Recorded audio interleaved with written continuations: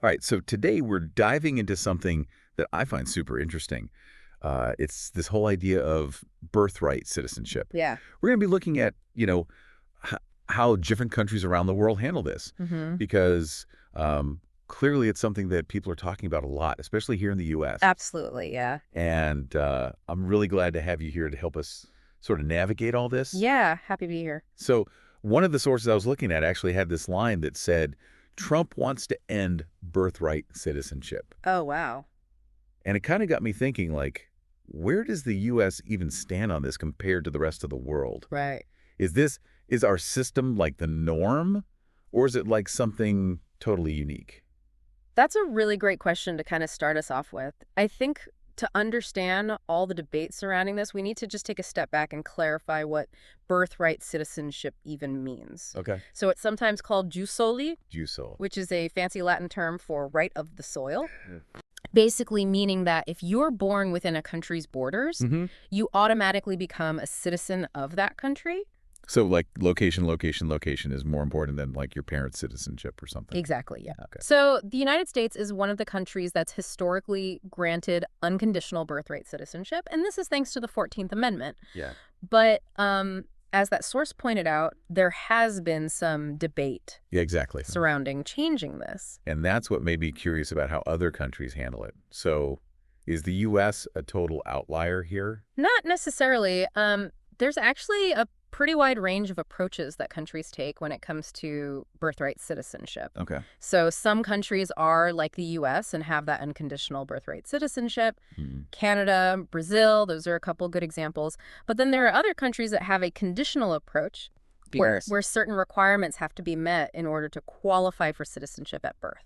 Okay, so like what does that look like? Give me an example. What's a conditional birthright citizenship look like in practice? Sure. So let's take Australia, for example. Okay. If you're born in Australia, at least one of your parents needs to be a citizen or a permanent resident in order for you to automatically get citizenship. Oh, interesting. So it's not just about being born on Australian soil, it's also about having a pre-existing family connection to the country. So it's like you're kind of already part of the club in a way. Right. That's really interesting. It's cool to see how a country's history and I guess their circumstances kind of play into their laws around this. So are there places that just say like, nope, no birthright citizenship here? Absolutely. Yeah, most of Europe, for example, and many Asian countries operate without birthright citizenship. Okay. They rely more on what's called jus sanguinis, There's things any say. which means right of blood. So citizenship is passed down from parent to child, regardless of where the child is born. Oh, okay. So it's like you inherit your citizenship. That makes sense. I'm starting to see the big picture here. We've got the right of the soil camp, Mhm. and we've got the right of blood camp. Exactly. But knowing all of this, what I find fascinating is why some countries choose one path over the other. It can't just be random. You're right. It's definitely not random. There's a lot of historical, social, and political factors that play into it. Okay. For example, let's think about Australia again. It's a massive country with a historically small population. Yeah. So having that conditional birthright citizenship could be seen as a way to encourage immigration and settlement. Right. It's about balancing national identity with practical considerations. Yeah, that makes sense. So then, like, why wouldn't France, I mean, a country that we think of as, with all these universal rights and liberty and all that, why wouldn't they have, like, unconditional birthright citizenship? That's actually a common misconception. Despite its history, rooted in revolution and equality, France actually operates on a conditional system. A child born there to foreign parents only receives French citizenship at birth if at least one parent was also born in France, or if they've lived in France legally for a certain period of time. Wow, I would not have guessed that. Yeah, it just goes to show that even countries with these strong ideals of equality might have slightly more nuanced approaches based on their own unique circumstances and historical context. Yeah, it's a good reminder that, you can't judge a book by its cover, or I guess in this case, a country by its reputation. Right, exactly. Each system has its own logic based on, the needs and the values of that particular country.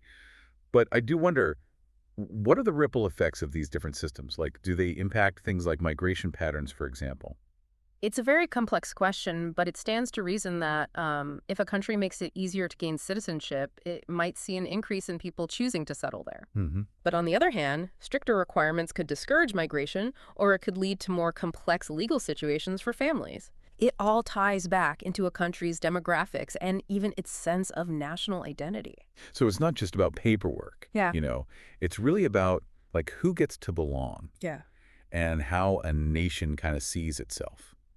That's a pretty profound thought to leave our listeners with, I think. Yeah, it definitely raises more questions than it answers, which is what makes it so fascinating, right? Exactly.